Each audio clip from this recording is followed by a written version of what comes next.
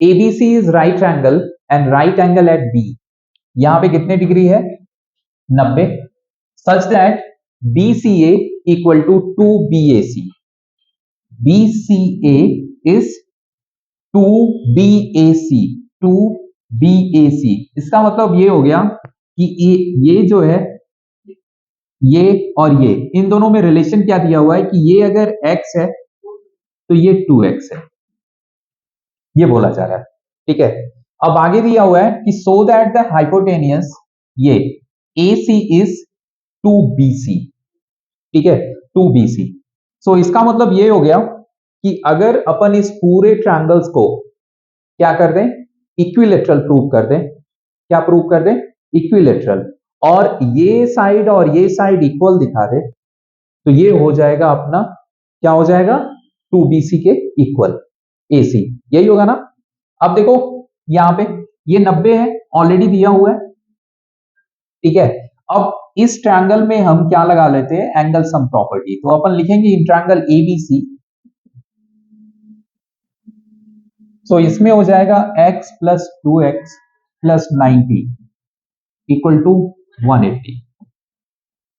सो इससे हमें मिल जाएगा क्या, px इक्वल टू 180 इधर गया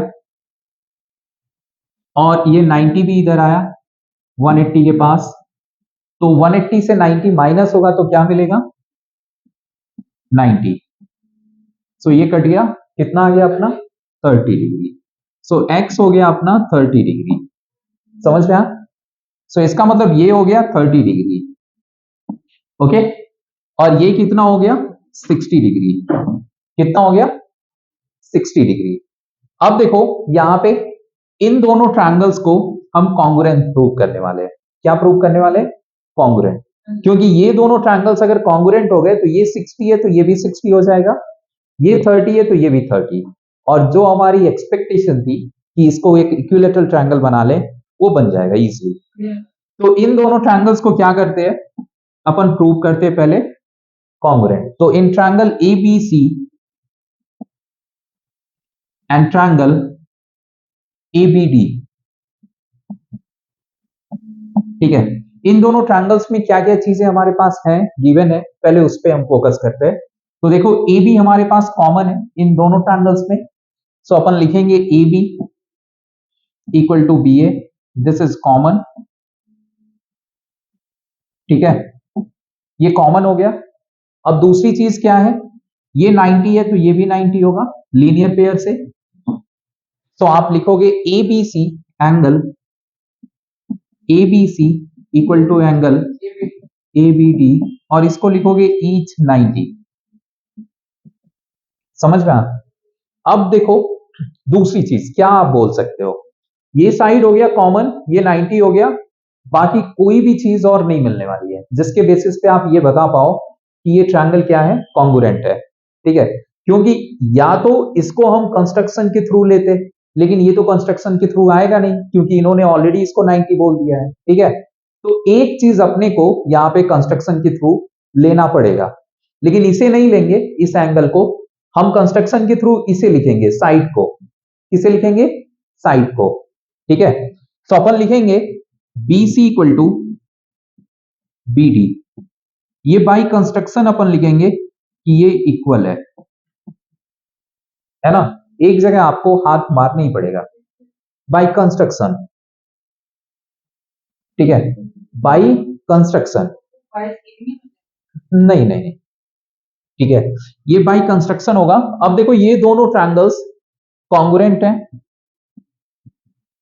ABC और ये ABD के, और हम पहुंचने वाले हैं जो हमारी एक्सपेक्टेशन थी वहां पे, ये क्या हो गया, अब इसे कौन सी प्रॉपर्टी आप यूज करोगे इसमें, तो ये हो गया साइड एंगल साइड, SAS, ठीक है। इस प्रॉपर्टी से ये दोनों ट्रायंगल कॉन्ग्रुएंट हो गए। अब देखो आगे, आगे देखो AC, अब जो चाह रहे थे हम वो चीज आते फोकस करते, C कितना है 60 डिग्री, तो बाई CPCT ये भी कितना हो जाएगा 60, तो आप बोलोगे angle C equal to angle D, और हाँ जी इक्वल टू 60 आप लिख लो, और इसको लिख लो रीजन CPCT, समझ में आया? अब ये 60 हो गया, ये 90 है, तो ये कितना होगा 30 डिग्री, है ना? सो देयरफॉर अब क्या लिखोगे, देयरफॉर ट्रायंगल एबीसी क्या हो गया, इज इक्विलैटरल ट्रायंगल। क्या हो गया, इक्विलैटरल ट्रायंगल। समझ में आया? अब ये इक्विलैटरल ट्रायंगल होने से क्या मिला, हमें मिल गया AC, देयरफॉर आप लिखोगे AC इक्वल टू, हाँ AD भी लिखो और CD भी लिखो, AD इक्वल टू CD, ठीक है? इन दोनों को पिक कर लो एक साथ। सो आप लिखोगे AC इक्वल टू CD, क्योंकि सब इक्वल है तो ये भी लिख सकते हो। अब CD को आप क्या लिखोगे, BC प्लस BD, और आप जानते हो BC इक्वल टू क्या है, BD है बाय कंस्ट्रक्शन, ठीक है? तो हमें जो चीज दिखानी है उसमें लाना क्या है, उसमें BC लाना है, तो अपन BD को अपन क्या रखेंगे, BC, क्योंकि BC और BD क्या है, इक्वल है बाय कंस्ट्रक्शन। सो आप लिखोगे BC प्लस BC, और यहां पे आप लिख लेना फिर से अगेन कि BC equal to BD by construction, ठीक है? अब देखो इधर AC, अब ये 2BC हो गया, 2 इधर आया, या यही दिखाना था, यही दिखाना था, तो ये आपका हो गया प्रूफ। सो एंड प्रूफ, ठीक है?